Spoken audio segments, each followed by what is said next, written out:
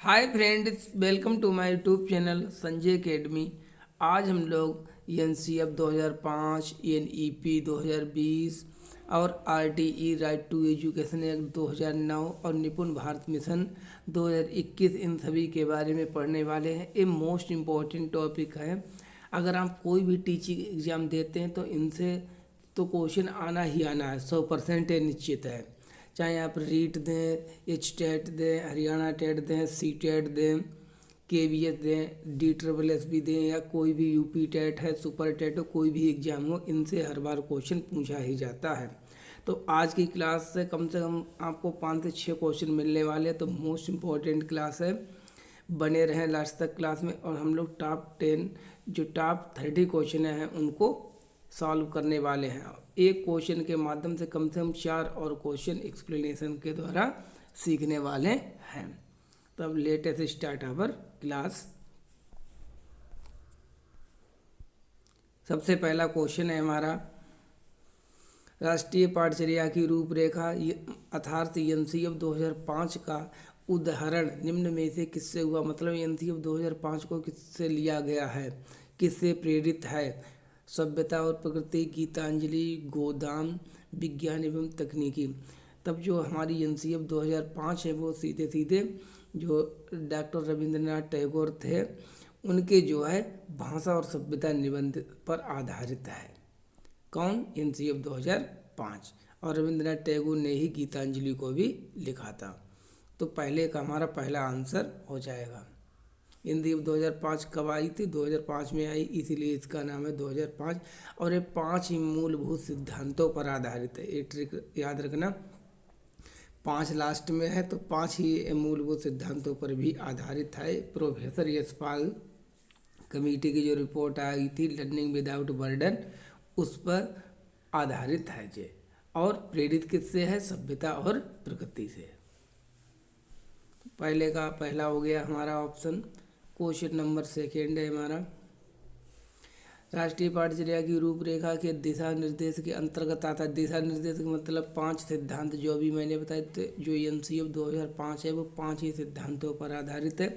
तो इसके पहले सिद्धांत का नाम क्या है कि बच्चों को स्कूल के ज्ञान को बाहरी जीवन से जोड़ना, ठीक है, और पढ़ाई को रटन प्रणाली से मुक्त कराना, परीक्षाओं को लचीलापन बनाना, और हमारे जो संवैधानिक मूल्य हैं उनमें उनकी सभी को सम्मान करना।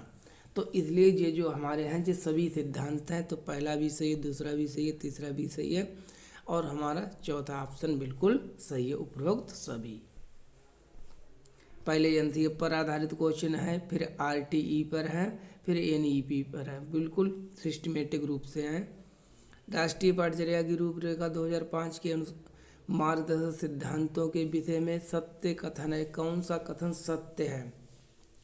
पाठचर्या पाठ्य पुस्तक केंद्रित होनी चाहिए? नहीं, पाठ्य पुस्तक केंद्रित की बात जो है एनसीएफ 2005 नहीं करती है। अधिगम प्रक्रिया के अंतर्गत ना समझ आने वाली अवधारणा को रखना चाहिए? नहीं, ये भी गलत है। स्कूल में प्राप्त ज्ञान को बाहरी जीवन से जोड़ा जाना चाहिए। ये जो सिद्धांत हैं एनसीएफ 2005 के, उसका जो पहला ही सिद्धांत है। तो इसलिए तीसरे का हमारा तीसरा वाला आंसर बिल्कुल सही है।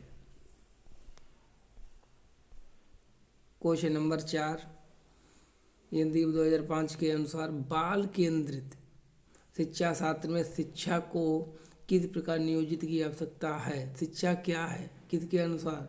एनसीएफ 2005 के अनुसार अभिरुचियों के अनुरूप होनी चाहिए, आर्थिक स्तर के अनुरूप होनी चाहिए, सामाजिक स्तर के अनुरूप होनी चाहिए, या शारीरिक स्तर के अनुरूप होनी चाहिए शिक्षा। तो देखिए, शिक्षा होनी चाहिए बच्चों की अभिरुचियों के अनुसार, मतलब इंटरेस्ट के अनुसार। बच्चों का जिस चीज़ में मन लगे, जिसको वो अच्छी प्रकार से जिस काम को कर पाएँ, उस रूप में, उस प्रक्षेप्य में बच्चों को शिक्षा उपलब्ध करवानी चाहिए। इसलिए चौथे का हमारा पहला सही हो जाएगा।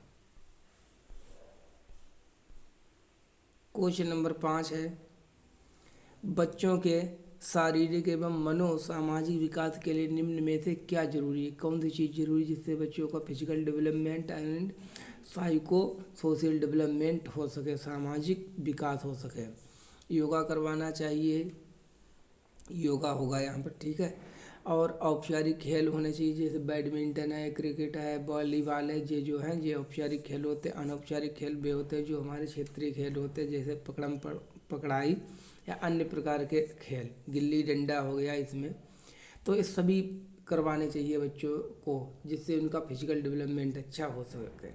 तो इसमें हमारा जो ऑप्शन नंबर 4 है वो सही हो जाएगा।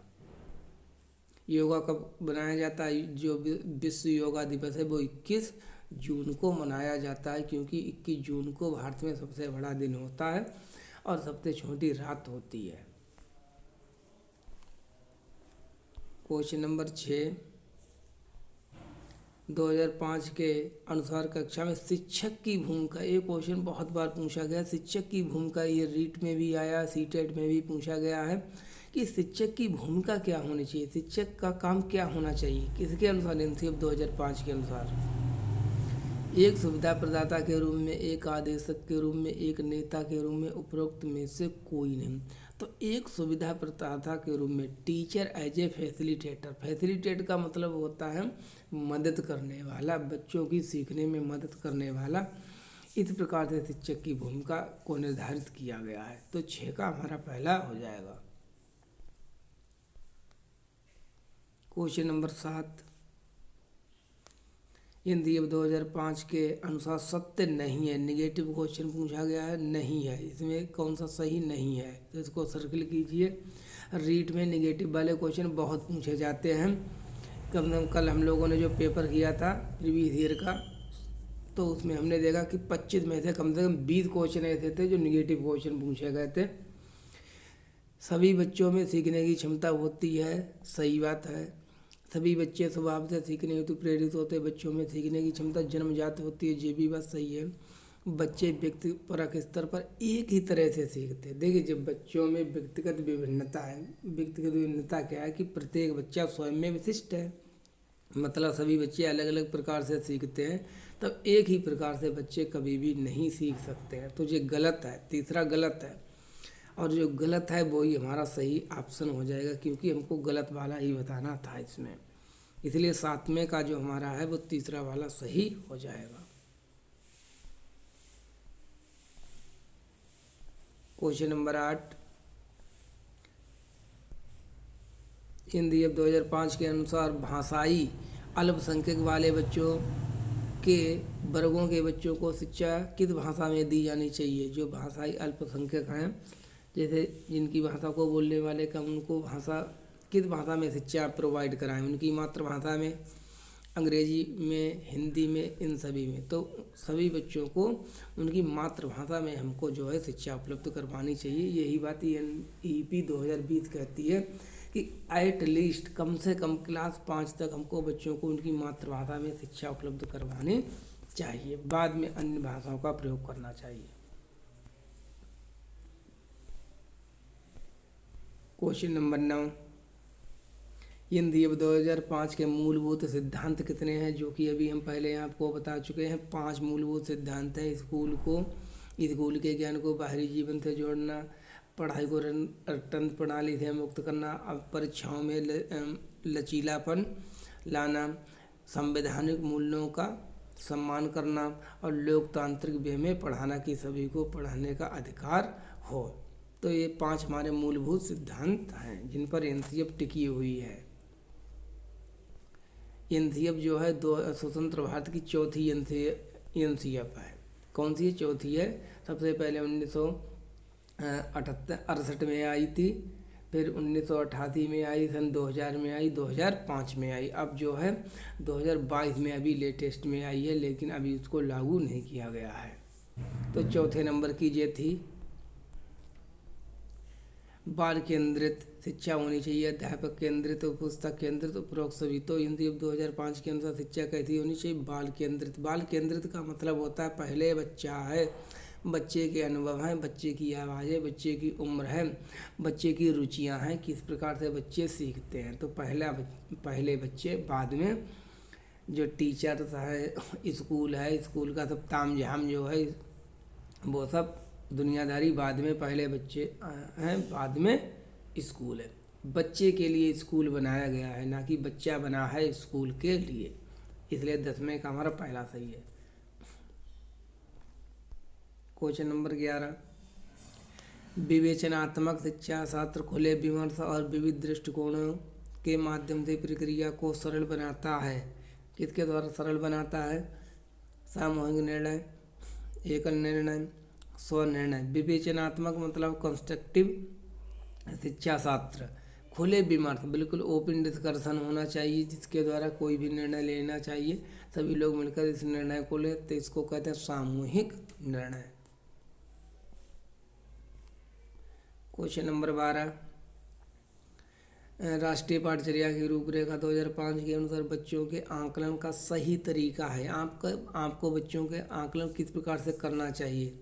वार्षिक परीक्षाओं के द्वारा, दैनिक गतिविधियों के द्वारा, अर्धवार्षिक परीक्षाओं के द्वारा, इनमें से कोई नहीं। तो सबसे अच्छा जो तरीका है कि बच्चों का वार्षिक या अर्धवार्षिक परीक्षाएं करा के ना करें, आप उनका जो रचनात्मक आकलन करें। रचनात्मक आकलन करने का मतलब उनके डेली लाइफ में करें, ठीक है।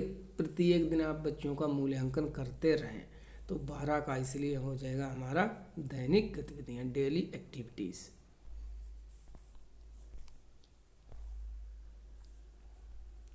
भीड़ भाड़ वाली कक्षाओं में अध्यापन की बात करना निरर्थक है। अब RT 2009 के अनुसार PTR जो है कितना होना चाहिए? पपिल टीचर रेशियो, छात्र शिक्षक अनुपात 30 बच्चों पर एक अध्यापक होना चाहिए। ऐसे ऐसे क्लासरूम में जहाँ 100 बच्चे भरे पड़े हैं, एक अध्यापक है, तब वहाँ पर क्या किस प्रकार के अध्यापन की बात नहीं हो सकती कि अब निरर्थक का बात करना। पिछड़े, सामान्य, कक्षा केंद्र, सृजनशील, तहाँ पर तब उस क्लास में जहाँ पर 100 बच्चे हैं, एक टीचर संभाल रहा है, तो कैसे सृजनशील जो है टीचिंग कर सकता है? तो इसकी बात करना केवल निरर्थक है, कागजी बात है, फेक बात है। तो इसलिए 13 का हमारा चौथा सही हो जाएगा।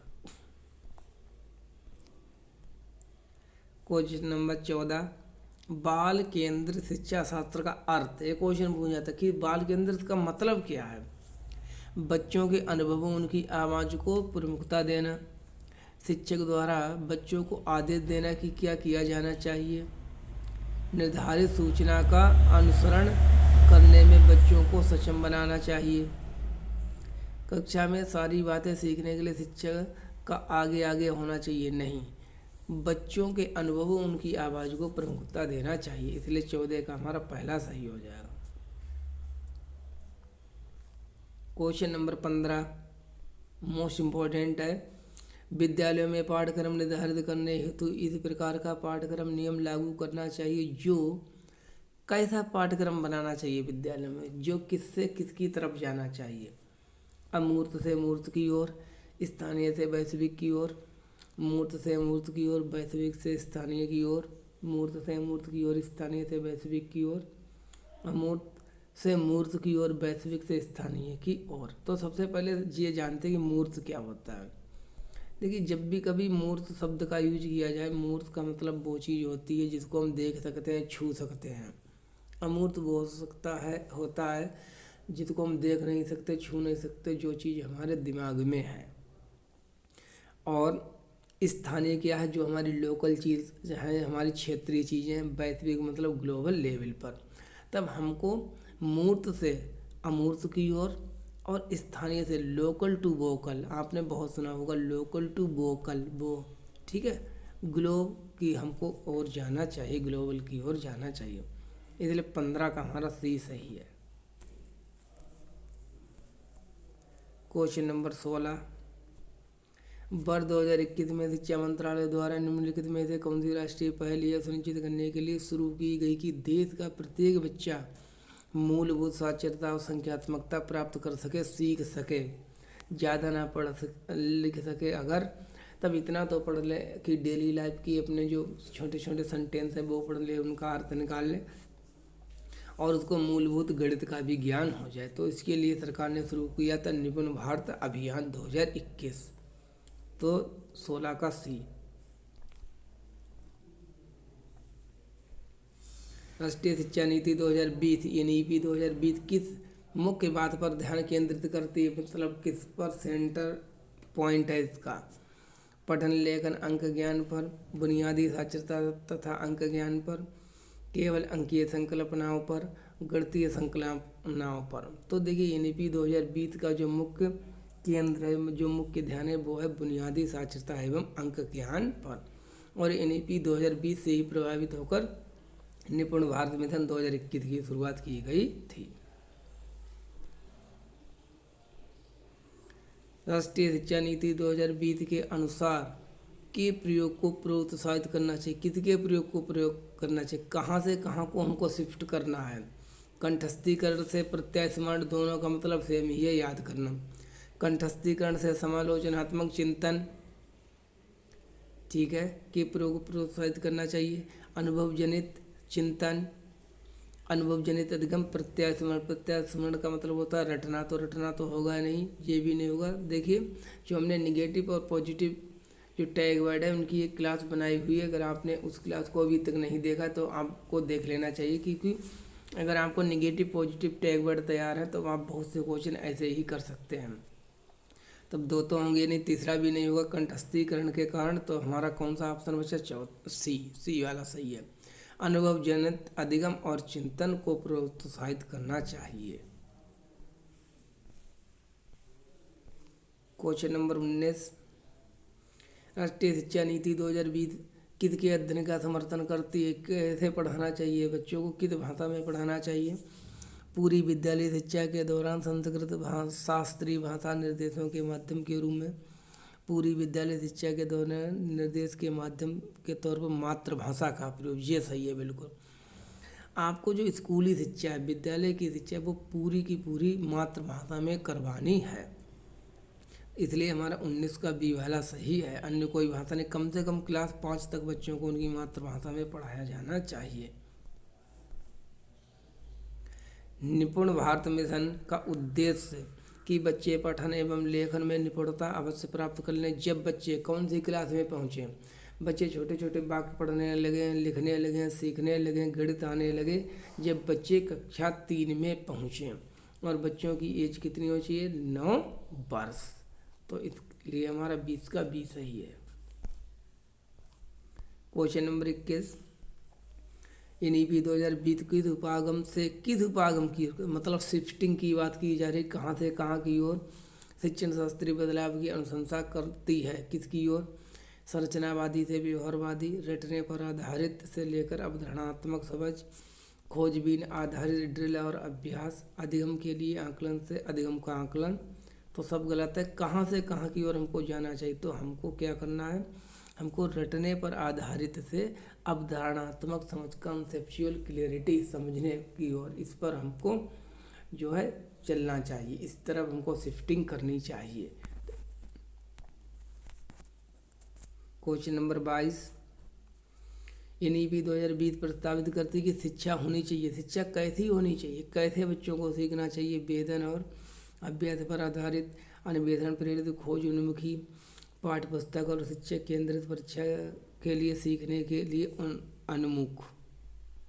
तो बच्चों को अन्वेषण खोज करके और खोज उन्मुखी होकर अपने आप से स्वयं से करके, लर्निंग बाय डूइंग करके ज्ञान को सीखना चाहिए।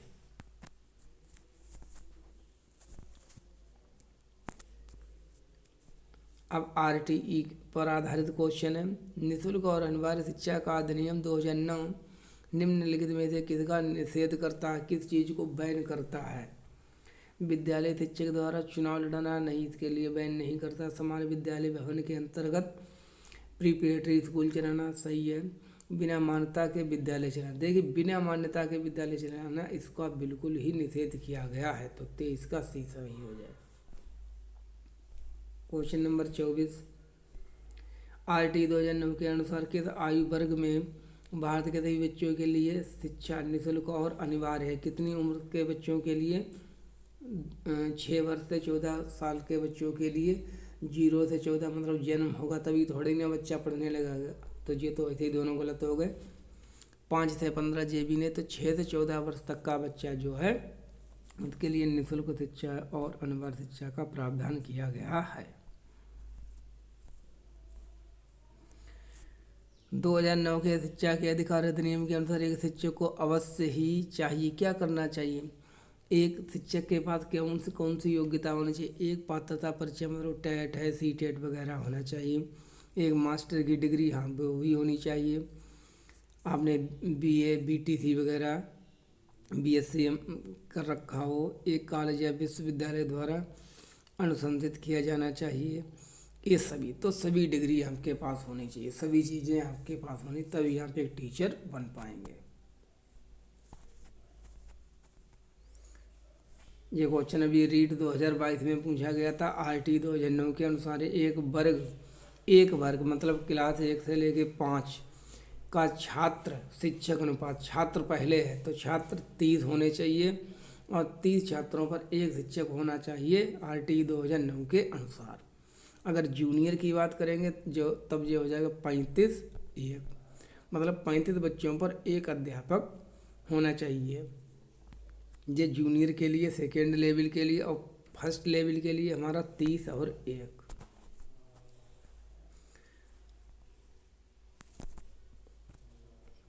आरटी 2009 के अनुसार शिक्षण और तैयारी के लिए प्रति सप्ताह शिक्षक के कामकाजी घंटे कितने कम से कम नहीं होना चाहिए? कामकाजी घंटे कितने से कम नहीं होने चाहिए? अच्छा, ये क्वेश्चन भी रीड 2022 में लेवल सेकेंड में पूछा गया था कि कितने घंटे होने चाहिए। तो वहाँ पर जो ऑप्शन था, वहाँ ऑप्शन था 60 घंटे, 50 घंटे, 45 घंटे, 70 घंटे। तो कम से कम एक अध्यापक को 45 घंटे, इससे कम नहीं, प्रति सप्ताह में 7 दिन में काम करने के लिए अवश्य मिलने चाहिए, होने चाहिए। तो 27 का सी सही है। आरटीई 2009 अधिनियम को अधिनियमित किया गया था, क्यों बनाया गया था? स्कूल परीक्षण को हतोत्साहित करने के लिए, सभी छात्रों की मदद करने के लिए, अल्पसंख्यक छात्रों की मदद करने के लिए, स्कूल के प्रति छात्र दृष्टिकोण में सुधार करने के लिए।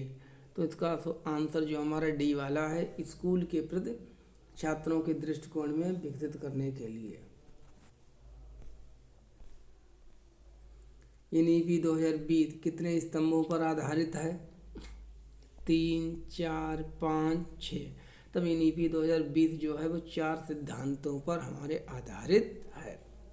और एनसीएफ कितने सिद्धांतों पर आधारित है? एनसीएफ 5 सिद्धांतों पर आधारित है। तो 29 का चौथा सही है, 29 का बी सही है, मतलब 4। क्वेश्चन नंबर 30, एनसीएफ 2005 किस पर आधारित है? व्यवहारवाद, रचनावाद, प्रकृतिवाद, विज्ञान में। तो एनसीएफ 2005 जो है वो हमारी रचनावाद पर आधारित है, कंस्ट्रक्टिविज्म पर आधारित है, जिसको पियाजे, वाइगोत्स्की और कोहलबर्ग, अल्बर्ट बंडूरा ये लोग इसका समर्थन करते हैं। और रचनावाद के पिता कौन हैं? वो हैं जीन पियाजे। तो 30 का हमारा बी सही हो जाएगा। Thank you for watching. मिलते हैं नेक्स्ट क्लास में। कैसी लगी क्लास इसके बारे में ज़रूर हमको कमेंट करके बताएं।